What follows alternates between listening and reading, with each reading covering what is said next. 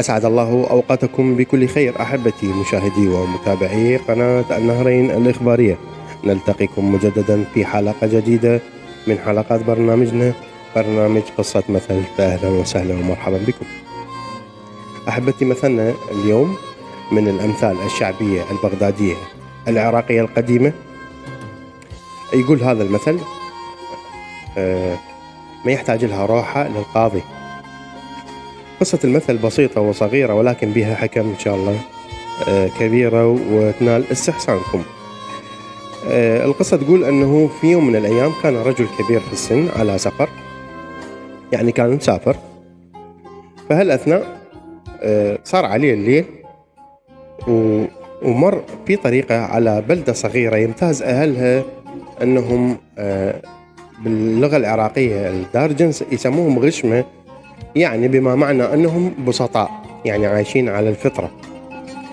فالمهم دخل إلى هذه المنطقة وكان يحاول يلقي له فد نزل معين أو خان مثل ما كان يسمى سابقا، حتى يبات بيقضي ليلة وثاني يوم يواصل مسيرته بالسفر.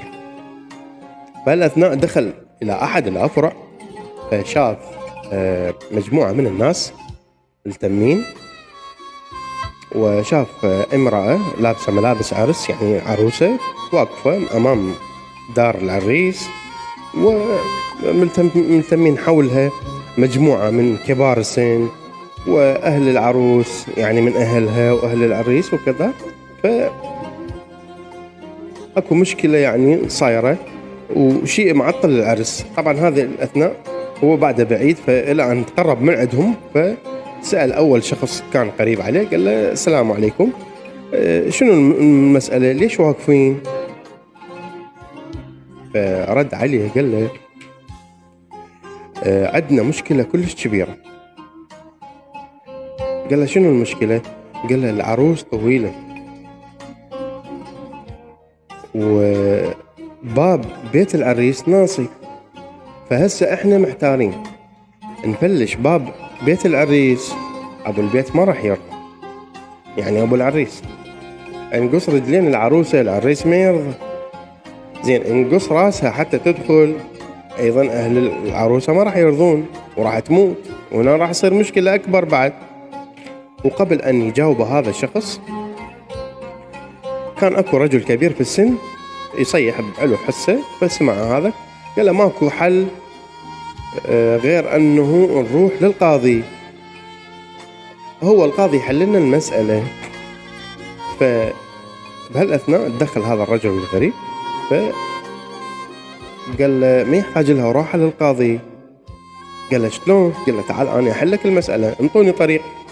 انطوا طريق، وصل إلى يم العروسة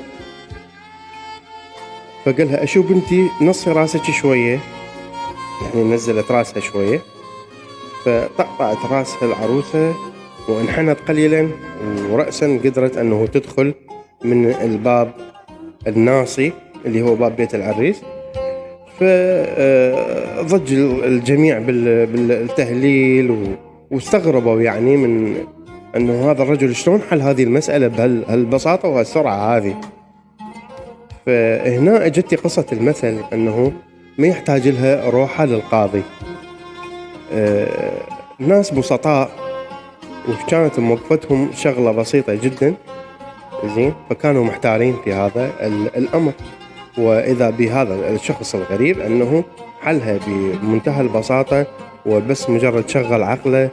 فشيء بسيط، يعني كان موقف عرس كامل والناس كلها ملتمة ومعطلة مراسيم العرس. فمنها أجتي كلمة أنه أو مثل ما يحتاج لها روحة للقاضي. أحبتي، كان معكم محدثكم رياض العراقي من قناة النهرين الإخبارية. نودعكم على أمل أن نلتقي بكم مجددا في حلقة جديدة من حلقات برنامجنا اللي هو برنامج قصة مثل. إلى ذلك الحين نستودعكم الله ودمتم بألف ألف خير. تحياتي لكم جميعا.